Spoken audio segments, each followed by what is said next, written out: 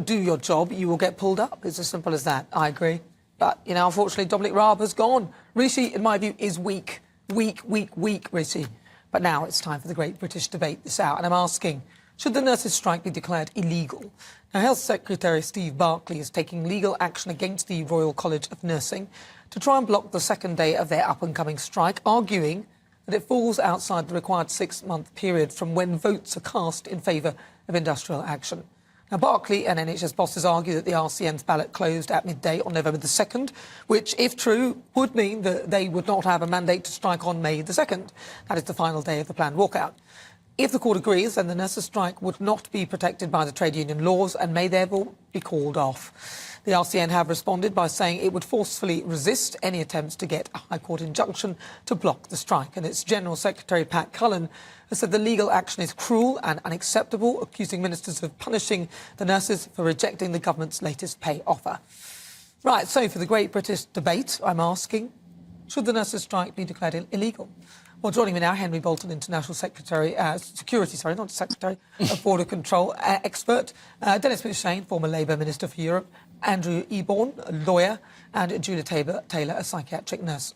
Andrew, I'm going to start with you. Yes. What is the legality of striking? Can they strike like this? It's very, very simple, and there are very strict rules and regulations about what happens about strikes. It can only happen if a majority of union members agree via an organised vote, and basically the strict rules, it must be a postal ballot, and details must be given at least 14 days in advance. And what happens is that particular ballot relates to a time limit, and once that happens, it's 6 months to undertake any action approved by that ballot. And it's very simple. You calculate the number of days. The particular strike ballot action relates to a closed on midday on the 2nd of November 2022, which means that this mandate finished at midnight on the 1st of May. So it's not a question of should it be right and the rights and wrongs of the strike and so on and so forth. That is what the law says. And there is, in fact, an argument that it could go even further, that if the notice is incorrect, which talks about the period from the 30th of April to the 2nd of May, that whole notice could be incorrect. And they can say actually, you can't even do it on the 30th of April or indeed on the 1st of May. So what happens if they strike anyway? Well, what happens, it then becomes illegal, and they no longer get the protection that they would have under relevant laws, which means they would be in breach of their contracts and they could be dismissed. They're also, if a relevant injunction is obtained, then they could be in contempt of court and all sorts of things there. It's interesting that Pat Cullen said they would never do anything illegal. So if they do lose the court action, which I suspect would be a very interesting proposition if they didn't, then they would be in all sorts of problems. So I think that's the position. And as I say, it's not about the rights and wrongs of the strike, it's about what the law says. Julia Taylor, what do you think about this? I mean, they could be breaking the law. If perhaps the strikes are seen as illegal, would you carry on striking or would you go back to work? Personally, no, I wouldn't. Only because I wouldn't want to be dismissed. I doubt very much. You wouldn't carry on striking? I wouldn't personally, because I wouldn't want to be the chance of being dismissed. I do think it's grossly unfair because surely they gave us a pay offer and we said no, we're not. Well, not we. The RCN said no, we're not going to accept that pay offer. We want more because if we don't get more, we're not going to have any NHS anymore. In reality, surely that should count as we've wanted to strike. Would that not be the case? Should it not be the case? If they do that, I think we'll just have another ballot and we'll strike again, or the RCN rather, will strike again at a different time. Yeah. I can't see Pat Cullen actually breaking the law because she won't. I can't imagine she'll do that because we could end up in lots of trouble. There'll be a lot of anger about this, I would imagine, throughout the NHS. Sorry. What about all the patients? I mean, where are the nurses? I mean, like 35% is a lot to ask. Where are the nurses thinking that the money is going to come from? How do they think genuinely that this is going to happen? I'm going to come to Henry and then I'm going to come back to you, Julie. But Henry, your thoughts on this? Well, I think this is a matter of law, isn't it? It should at the moment be kept away from politics.